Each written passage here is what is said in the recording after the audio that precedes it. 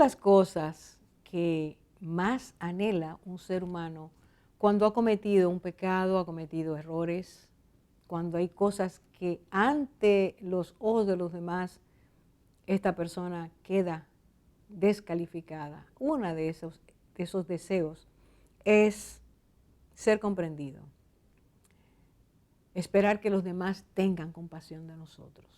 Sin embargo, esto no es algo común, no es así. La mayor parte de las veces, cuando nosotros pecamos o cuando vemos pecar a otros, o surge en nosotros la descalificación, el señalamiento, la falta de compasión, la falta de amor, o eso hacen con nosotros. Hay una historia narrada en Juan capítulo 8, en la cual nosotros vemos, hay un despliegue de pensamientos, de acciones, de conclusiones, que nos enseña esa parte de la naturaleza humana que a veces es tan falta de misericordia. En ese capítulo nosotros vemos claramente cómo dice: un día temprano el Señor se levantó, fue al templo a enseñar, y dice allí, y todo el pueblo vino a oírlo. Ese día había mucha gente en el templo. De hecho, nos dice en qué lugar del templo ocurrió esto, en el lugar donde echaban las ofrendas. Era un lugar donde mucha gente pasaba diariamente. Allí había un pueblo necesitando escuchar las enseñanzas de Jesús. Y de repente, mientras él habla, se acercaron, nada más nos dice, escribas y fariseos, pero venía con ellos un tumulto. Había una situación muy difícil. Y cuando llegan donde el Señor, que lo interrumpen, dicen lo siguiente: esta mujer ha sido sorprendida en el acto mismo de adulterio. La pusieron en el medio para que todo el mundo la viera. Y entonces ellos añaden: y en la ley nos mandó Moisés a apedrear a tales mujeres. Y le dicen al Señor: tú pues, ¿qué dices? Aparentemente, estas personas están esperando que el Señor dé el dictamen final. Y antes de que él hable, ya le dijeron: recuerda que la ley de Moisés dice que a quienes, las mujeres que encontremos así, hay que apedrearlas.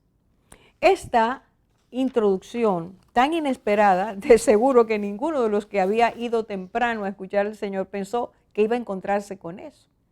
Sin embargo, dice la palabra que cuando Cristo escuchó lo que dijeron, él se inclinó, empezó a escribir en tierra, evidentemente era algo arenoso en el que él pudiera escribir, y no habló, solo escuchó.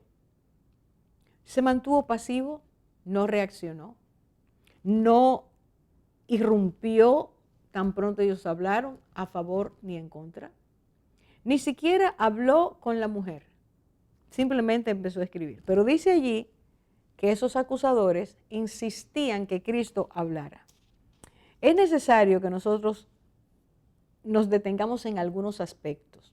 En primer lugar, para el Señor en ese momento lo importante no era lo que ellos dijeran, sino la justa aplicación de la ley.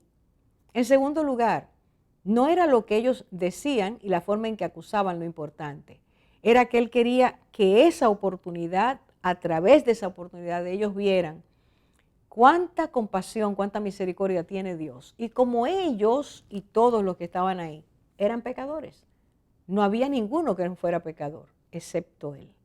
Mientras tanto, Él mantiene su ecuanimidad, mantiene su paz. Él también quería que esta mujer que estaba allí acusada de haber cometido adulterio entendiera la oportunidad que Dios le iba a dar. Quiero aprovechar el momento para decir que antes de llegar a Jesús, estas personas confesaron que atraparon, o ellos o los que le contaron, atraparon a esta mujer en el acto mismo del adulterio. Sin embargo, ellos apresaron solamente a la mujer.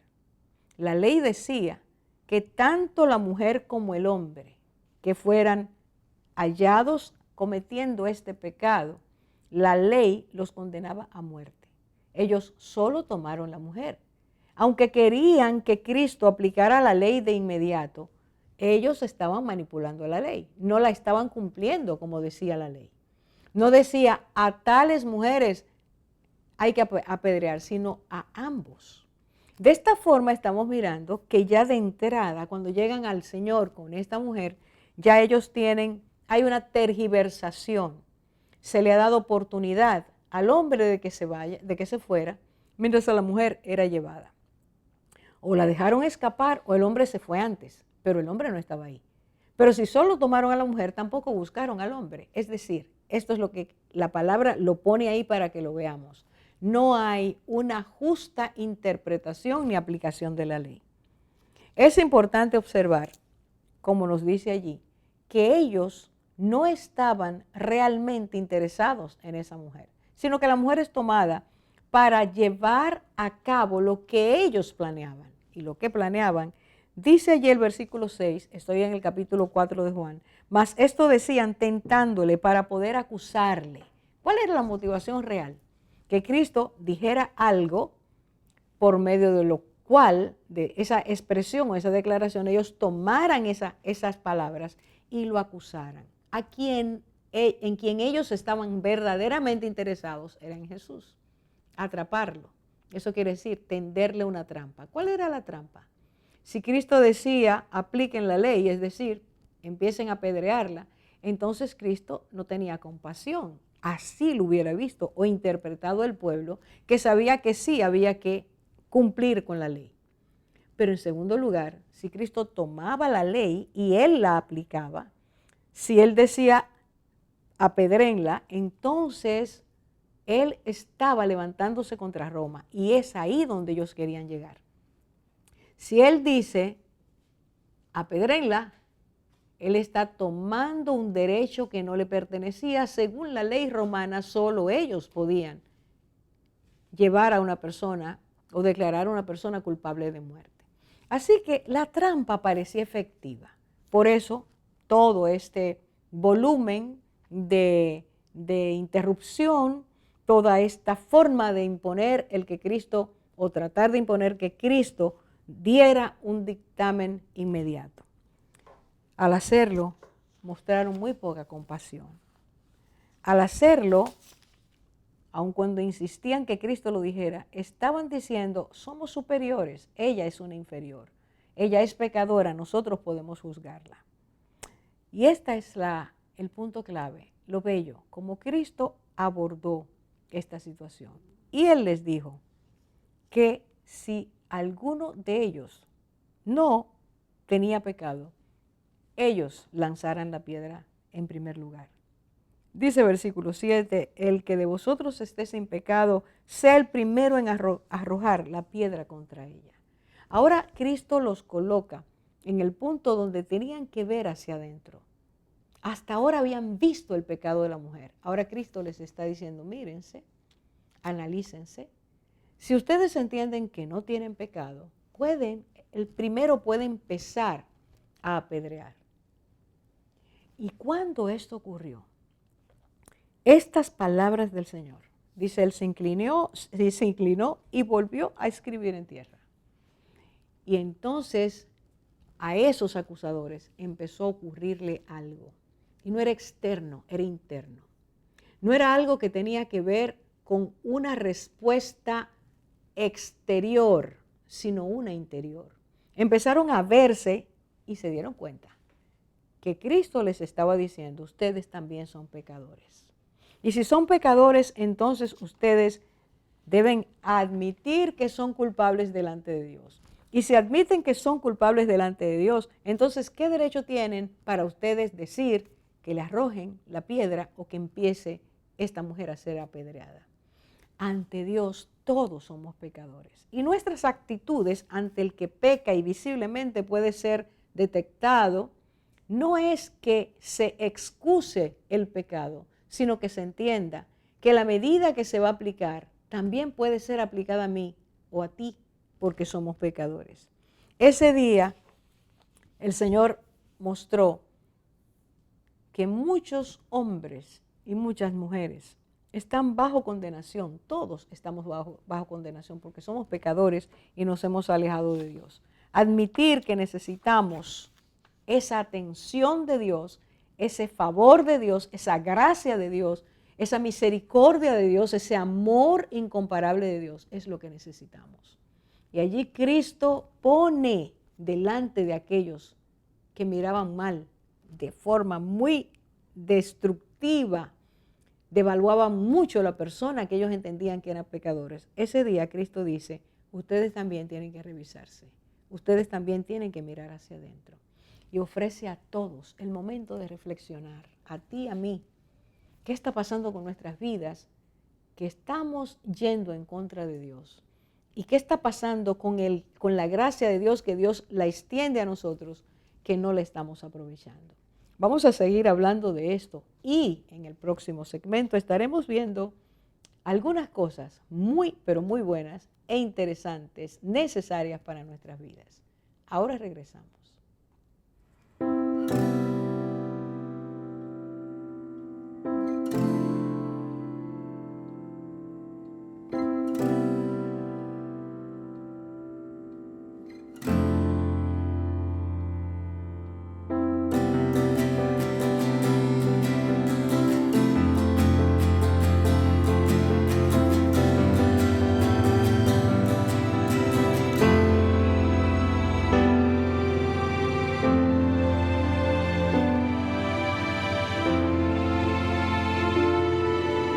El amor nunca deja de ser.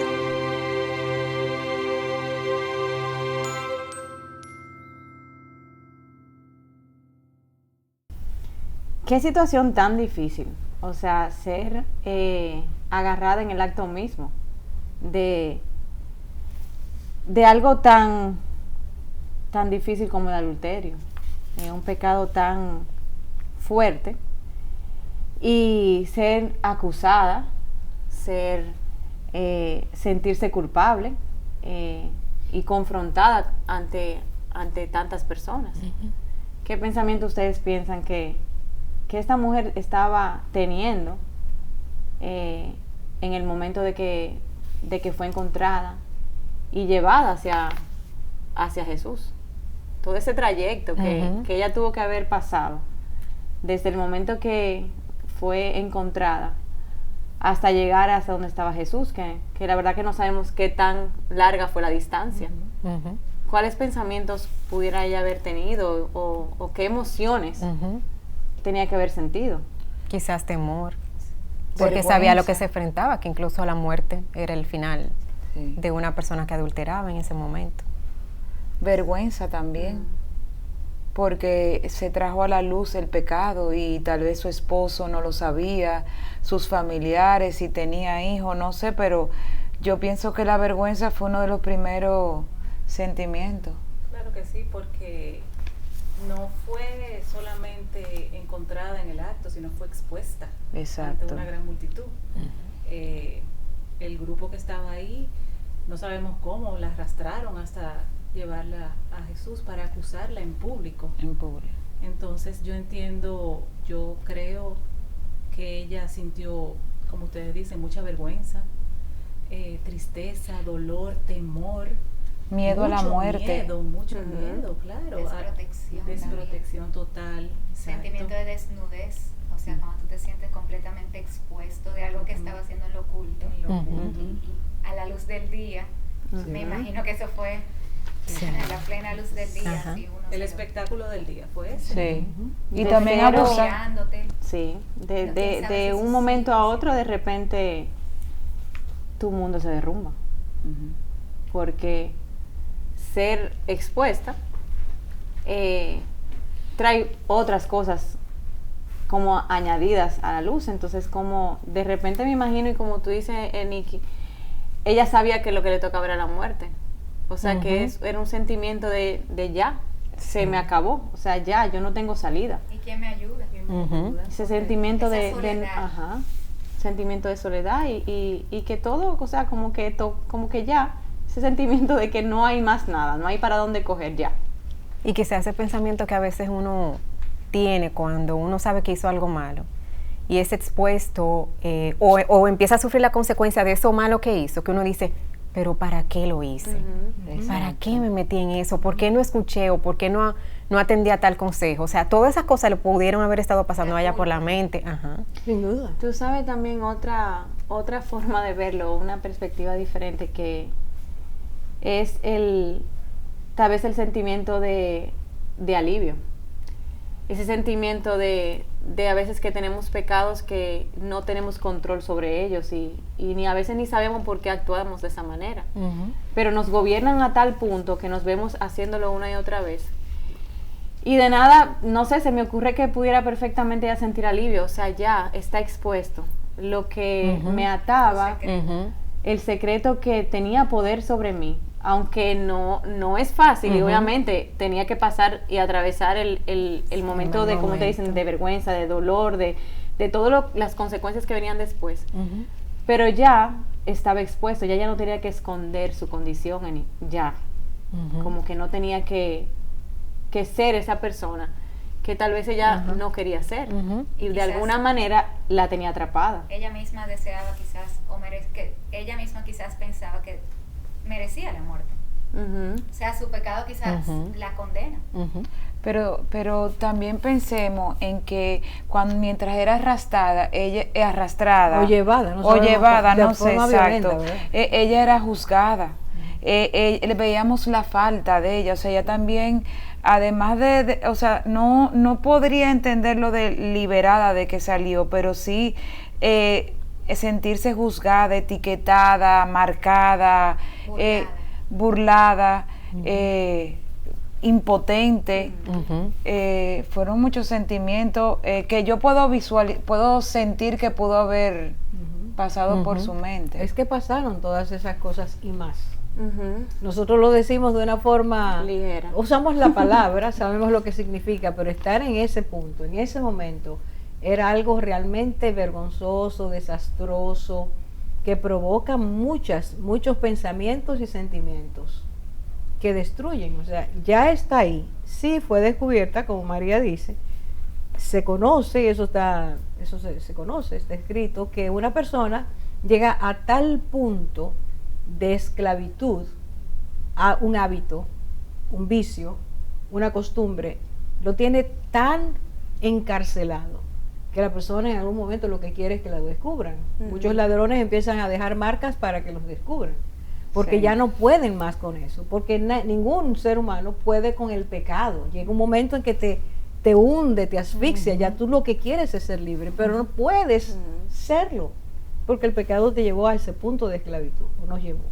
Esta mujer, no sabemos, como yo dije al principio, no sabemos si lo hizo la primera vez o fuera repetitivo. Si lo hizo la primera vez, qué triste su final. Si era repetitivo, como dijo Nicauris, quizás había pensado, ¿por qué no? En ese momento pensaba, ¿por qué no hice caso? Porque eso que me decía que no lo hiciera, yo no le hice caso. De todas formas, había sido atrapada. Pero ese atrapamiento no era para mal. En su caso, Dios permitió eso para enseñar, como tú dijiste hace un rato. Esta historia nos coloca a todas, porque se trata de una mujer, nos coloca a todos, a todas, ante esa disyuntiva. ¿Qué estoy haciendo con mi vida?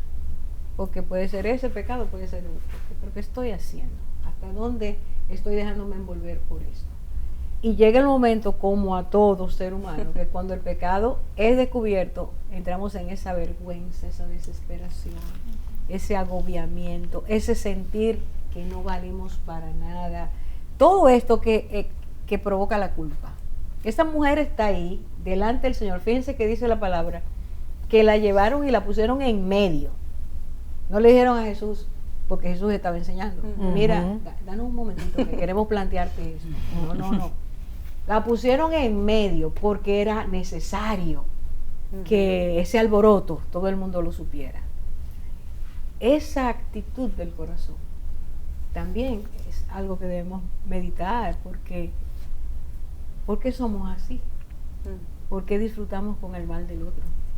¿Por qué nos hace sentir bien eso de descubrieron? Y si en ese tiempo hubiera teléfono, ya tú sabes lo que hubiera pasado esa El mañana. chisme. Y los videos. Supiste. O hubieran redes, Claro. hubieran redes en ese tiempo. ¿Te imaginas? El escándalo mundial. Pero Dios tiene un propósito Amén. y permite eso para, que es lo que tenemos que entender, la restauración. Pero no vamos a llegar ahí todavía, porque todo esto está pasando, y yo les pregunto a ustedes, el Señor Jesús está oyendo toda la acusación, está oyendo toda la insistencia en responde, ¿qué tú dices? Y Él no dice nada. ¿Qué está pensando esta mujer?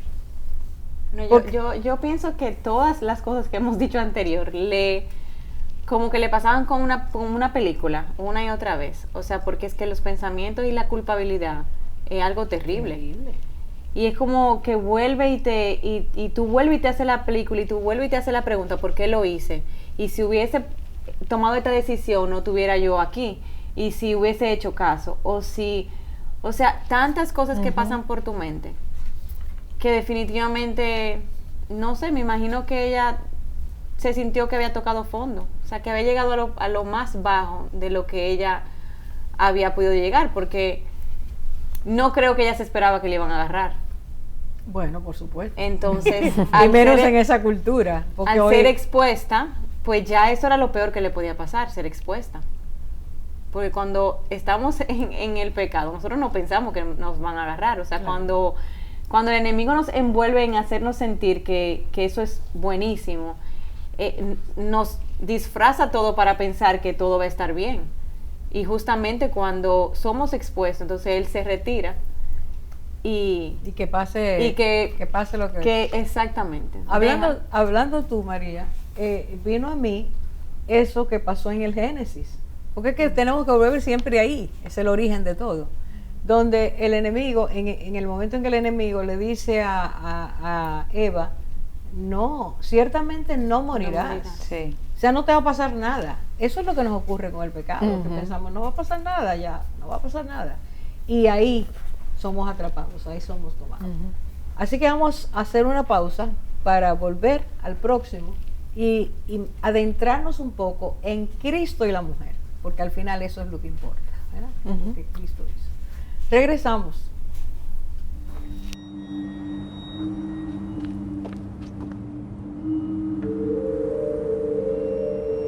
Cuando Dios está en tu familia, todo se transforma.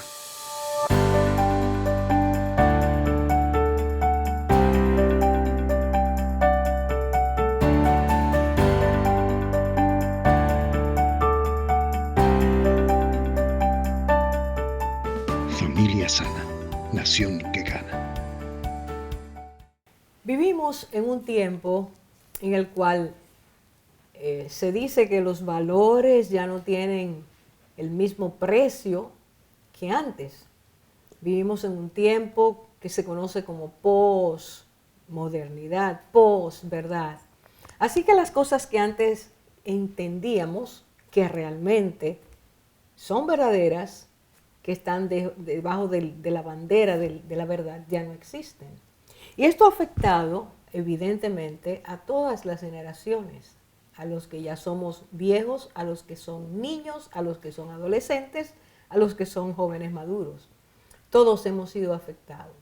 Pero los que realmente más dolor, o más en el punto contrario, más incrédulos acerca de la verdad, los más afectados han sido los jóvenes, por todo lo que oyen, por todo lo que ven, por la inundación de información. Una vez más, Lisa está con nosotros, porque ella es la representante dentro de este programa de los jóvenes. Y Dios le ha regalado una gran experiencia con ellos, puedes hablar de ellos con mucha facilidad, porque además eres joven. Sí. Entonces entiendes bien el lenguaje y las intenciones.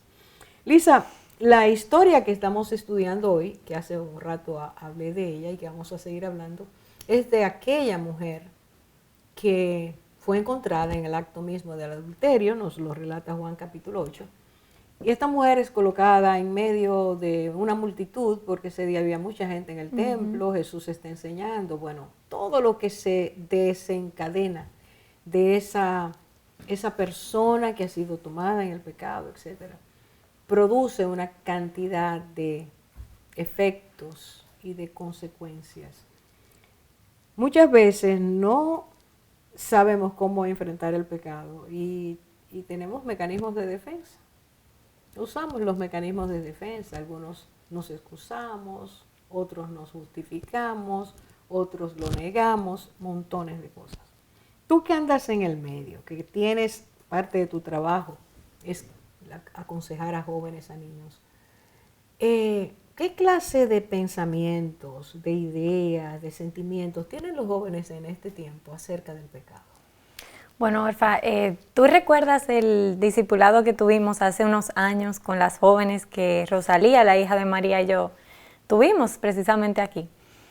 Eran con jóvenes de 13 a 17 años, más o menos. Teníamos de entre 25 a 30 jóvenes.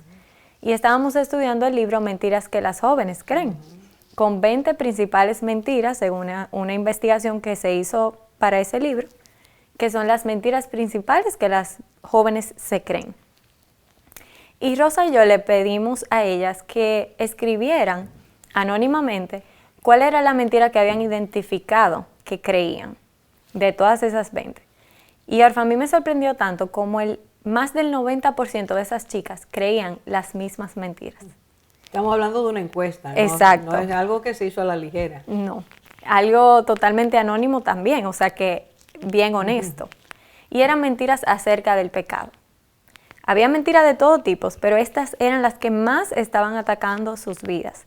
Y decían cosas como: no puedo vencer mi pecado, mi pecado es muy grande para ser perdonado, me siento demasiado pecadora para que el Señor pueda usarme. Y Orfa, cuando yo estaba hablando con esas jóvenes, lo que realmente identificamos y lo que está detrás de esas mentiras, ¿tú sabes qué es? Es que no creemos que la cruz de Cristo es suficiente. ¿Y por qué habrían de creer ellas eso? Porque cuando dicen mi pecado es demasiado grande para ser perdonado, estamos diciendo entonces que la cruz de Cristo no es suficientemente grande para mi pecado. Su sacrificio. Su sacrificio no es suficiente, su sangre no fue suficiente. Y cuando se sienten demasiado pecadoras como para que Dios las use, o sea, son tantas mentiras, pero cuando vemos la palabra, ¿qué dice en Romanos? Dice que más Dios muestra su amor por nosotros en que cuando aún éramos pecadores, Cristo murió por nosotros. O sea, que no dice que Cristo esperó a que nosotros dijéramos metí la pata, perdóname o ya voy a actuar bien, que fuéramos mejores. Dice, mientras aún éramos pecadores. ¿Qué quiere decir eso? Que en tu pecado el Señor te vio y te amó. No ama el pecado, pero te ama a ti. Y es como hasta irónico que ¿cuál es como el carné que realmente permite que el Señor derrame su gracia? Es el ser pecadores. O sea, nuestra condición de pecado es lo que permite realmente que el Señor nos dé su gracia. Porque la salvación es para los pecadores. Exacto. Pero cuando tú decías eso, siendo aún pecadores, el Señor está estableciendo un estado en el que todos estamos. Exacto. O sea, la salvación es para todos. Y a las chicas les cuesta trabajo creer eso. Exacto, y es como que el prerequisito para la gracia de Dios es ser bueno. No es ser bueno, es ser pecadores. Y donde dice la palabra que mientras más pecado tú tienes, más gracia hay. O sea, donde abundó el pecado, sobreabundó la gracia. Eso no nos da libertad para pecar. Y tú estás usando un término que quizás para muchas de las muchachas que nos pudieran ver, o de las más crecidas, ¿verdad? Mujeres ya, no sea tan claro. Okay. ¿Gracia qué significa? Bueno, yo creo que la gracia se entiende cuando tú tienes un encuentro personal con el Señor. Y yo creo que en el momento en que yo entendí la gracia, fue un momento donde yo acababa de llegar de mi casa perdón, a mi casa. Y yo iba en el carro, apago todo, pero yo estaba tan dolida, yo me sentía tan triste y tan culpable porque yo seguía pecando. Yo decía, Señor, pero ¿por qué que yo soy tan pecadora? O sea, yo digo que te voy a servir, pero peco. Y yo me sentía como tan mal y el Señor, ¿tú sabes lo que me dijo, Orfa? Yo nunca escribí esas palabras, pero nunca se me han olvidado.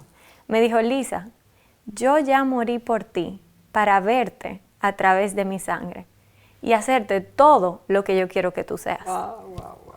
Gloria a Dios. O sea, cuando yo entendí eso, fue que yo dije, o sea, toda mi vida yo he sido instruida en la palabra, he tenido esa bendición, pero en ese momento yo entendí lo que era la gracia. ¿Por qué? Porque es como cuando yo se lo explico a niños chiquitos, yo les digo, miren, tengo estos lentes rojos. Si yo me los pongo, yo no puedo ver azul, yo no puedo ver verde, y se los pruebo. ¿Verdad? ¿Qué ven? Rojo. Y así es Cristo, el Señor, perdón, Dios. Cuando Él nos ve, es como si nos viera por el filtro de Cristo. A través de Él. A través de Cristo. De su amor, de su misericordia, del sacrificio, porque Él murió para eso. Ajá. Eso es gracia. Esa es la gracia. Y entender la gracia, si estamos muy enfrascadas o enfrascados en nosotros mismos porque el pecado nos ha atado, como tenía esta mujer, por ejemplo, es muy difícil creer que esa gracia es para mí también. Exacto. Muy difícil. Entonces se nos hace un poquito complicado aceptar fácilmente la gracia. Es gratis, Cristo lo hizo todo, pero se nos hace un poquito difícil entender que sea para nosotros. Sí. Qué bueno que Dios nos hace entender eso. Y sobreabundar quiere decir, hay más. Mi gracia es más grande que tu pecado. ¿Es eso lo que quiere Exacto. Eso es exactamente precioso. lo que quiere decir. Eso es precioso. Lisa, ¿y cómo tú entiendes o qué entiendes que pudieran ser estrategias para poder vivir esa gracia y mantenerte en la gracia? Bueno, mira, hay una frase que dice John Piper en uno de sus libros que me encanta, que dice que él no ha visto una mayor solución para vencer el pecado que estando más satisfechos en Dios y sentir una aversión por el pecado por una satisfacción mayor en Dios. Y cuando yo le explico eso a las jóvenes, yo lo que les digo es, miren, es como que si tuviéramos dos zumos, de esos zumos que luchan, inmensos, en nuestra mente. El que más tú alimentes es el que va a ganar la batalla. Entonces, es lo mismo con nuestro espíritu y nuestra carne. El que más tú alimentes y el que tú dejes morir de hambre es el que realmente va a ganar la batalla y el que va a perder. Y entonces, yo lo he visto en mi propia vida. El hecho de que cuando yo he luchado con un pecado, ¿cómo lo he resuelto? No es en mi propia fuerza. Sí. Es cuando yo simplemente me deleito más en el Señor y me conecto más. Así es, comiendo más de Dios, de su palabra, de su presencia y dejando morir lo otro. Exacto. Y ya tenemos casi que terminar, pero ¿qué mensaje tú puedes dejar a las muchachas acerca de esa identidad que Dios nos da en él? Mira, en el libro de Corintios me gusta mucho cómo Pablo, cuando le escribe a esa iglesia que vemos que estaban envueltos en muchísimos pecados, querían agradar al Señor, pero por su ignorancia y por muchas cosas, ¿verdad? Estaban envueltos en muchos pecados. Dice la Biblia que estaban en disensiones y había pecado, inmoralidad sexual que ni siquiera se nombraba entre los gentiles. ¿Y cómo empieza Pablo esa carta? Le dice a los santos. O sea, Orfa, dime. A los santos, unas personas que estaban cometiendo pecado que era hasta incluso que no se nombraba entre los gentiles, que eran las personas que no conocían a Cristo. Pero ¿por qué le decía eso? Porque por la gracia. Porque al final, cuando la gracia no se trata, tu identidad no se trata de lo que tú haces o lo que tú no haces, sino lo que Cristo ya hizo por ti. Como dijiste ahorita, ver a través de Cristo las palabras que el Señor te dio. Exacto. A través de Cristo Él nos ve y esa es nuestra identidad. Y también que es para hacerte todo lo que Él quiere. O sea que también Él usa esa gracia para transformarte cada día, porque no es una licencia para pecar la gracia, sino para que nos da el poder para cada para día poder permanecer y parecernos a Él. La grandeza. Nos acerca, nos perdona, nos acerca e imprime por medio del Espíritu Santo esa gracia para que querramos más de Él y menos de lo que antes era. Yo creo que la mujer, o yo por lo menos, lo que el Señor le dijo, no sabemos si ella dejó, como el Señor le dijo, se apartó de la gracia, pero por lo menos vio la gracia en su vida. Tuvo un encuentro con la gracia. Total, precioso. Por eso vivió físicamente, porque si no, hubiera muerto ahí. Gracias, Lisa, gracias. Que el Señor te siga bendiciendo y siga trayendo estas palabras. Amén. Nos regresamos ahora.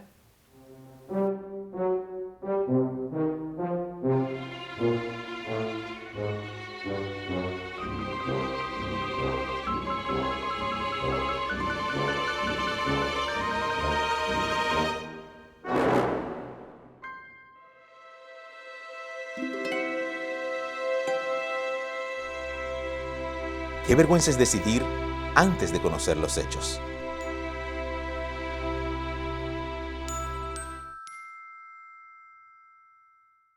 Hermanas, entonces en medio de un momento tan difícil, de una situación tan dolorosa para esta mujer, cuando ella estaba ahí colocada en el centro esperando el golpe, porque iba a ser apedreada, eso es lo que mandaba la cultura en aquel momento. La ley sobre todo. La ley.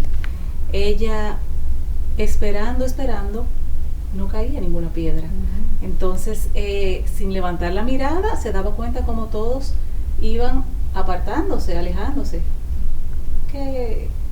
O sea, es un ¿cómo momento, se habrá sentido en ese momento? Un momento sumamente tenso, Temor, agobiador. confusión. Totalmente. Porque ella estaba esperando la piedra. Sí. Y la pregunta que Cristo hizo a los acusadores provocó un silencio.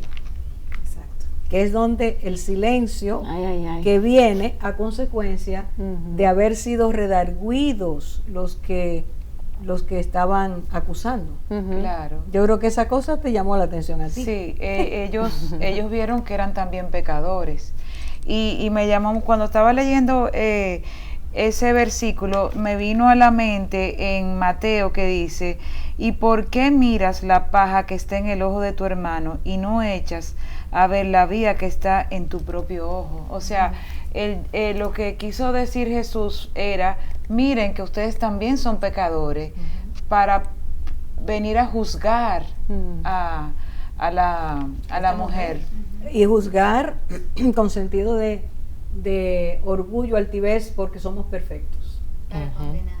Esa actitud. Capaces de que ella fuera a la muerte. Totalmente. O sea, ellos iban a convertirse en homicidas, pero ese era el deseo, o sea, que no les importaba lo que ella pasara ni las consecuencias que ella tuviera para que ellos pudieran lograr su cometido, que al principio dijimos que era un deseo de agarrar a Jesús. Esa era la motivación correcta. Sí. La mujer se convirtió en una carnada en ese momento. El objetivo era que Cristo, ante el planteamiento que le hacían, porque era un planteamiento que tenía consecuencias, si Jesús decía, sí, apedrénla, apedrénla, inmediatamente iba a aparecer delante del pueblo. Fíjense qué contradicción, qué paradoja, como alguien que no tenía compasión. Pero además de eso, si él decía apedrénla, Roma inmediatamente iba en contra de él, porque los únicos que podían dar muerte eran los romanos. Si él asumía eso para dar cumplimiento a la ley, inmediatamente él iba a ser culpado de que él mandó a asesinar y él no tenía derecho a hacerlo. Que era probablemente lo que los fariseos querían que pasara. Exactamente, eso era lo que ellos querían. Así que esta mujer, fíjense, fue atrapada, está dándole la oportunidad a ellos. Ellos la ven como una oportunidad para acusar al Señor. Sus motivaciones eran muy dañinas.